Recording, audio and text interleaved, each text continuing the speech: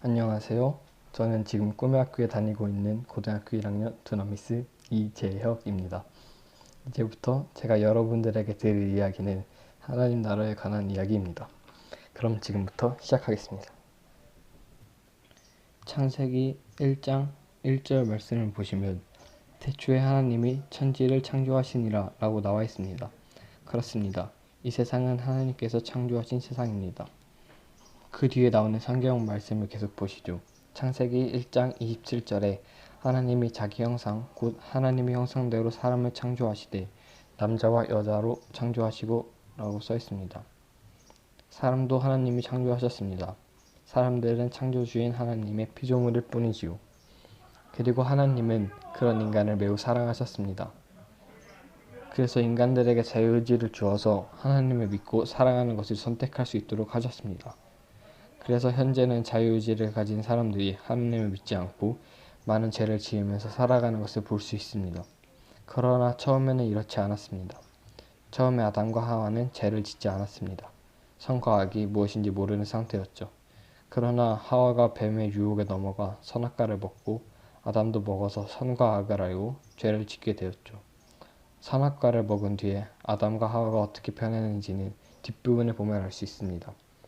창세기 3장 7절에 이에 그들의 눈이 밝아져 자기들이 벗은 줄을 알고 무화과 나무 잎을 엮어 치마로 삼았더라. 또 33장 12절 13절을 보시면 아담이 이르되 하나님이 주셔서 나와 함께 있게 하신 여자 그가 그 나무 열매를 내게 주므로 내가 먹었나이다.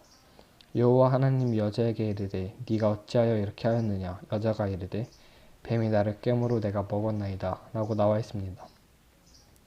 우선 선악과를 먹고 나니 내가 먹고 있다는 것을 알고 부끄러움을 느끼게 되었습니다.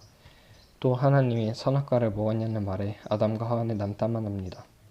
아담은 하나님이 주신 여자가 먹으라고 했다고 하고 하와는 뱀이 먹게 했다고 말하죠. 선악과를 먹음으로써 인간에게 죄가 시작됩니다.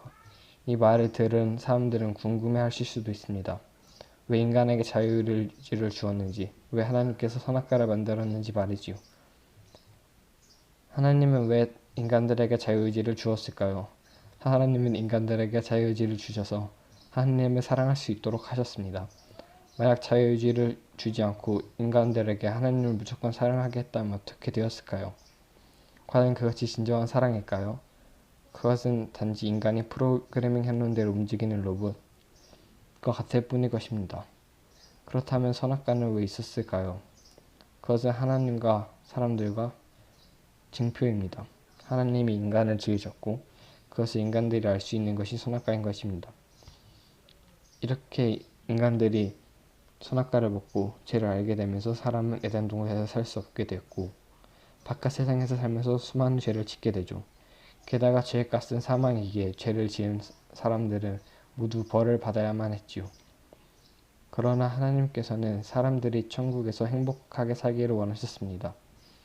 또 그렇게 할 수 있도록 하셨습니다.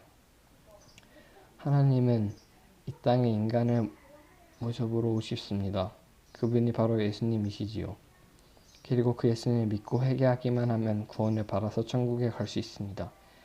아마 여기서 의문이 드시는 분들도 많으실 겁니다.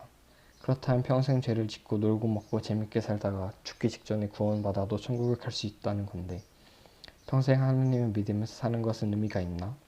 차라리 마음대로 살다가 마지막에 구원받는 것이 더 나은 것이 아닌가? 라고 말이지요.